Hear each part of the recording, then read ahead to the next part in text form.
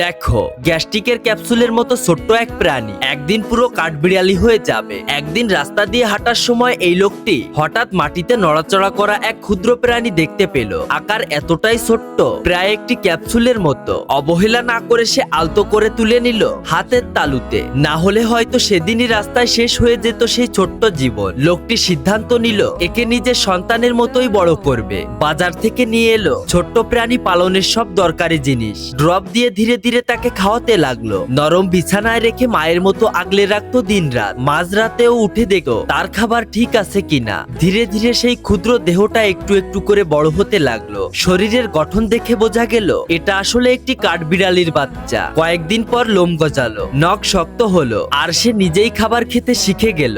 সময়ের সাথে সে হয়ে উঠলো একটি পূর্ণাঙ্গ কাঠবিড়ালি। কিন্তু আশ্চর্যের বিষয়, আজও সে মানুষটাকে নিজের মা মনে করে আর কখনো তাকে ছেড়ে যায় না।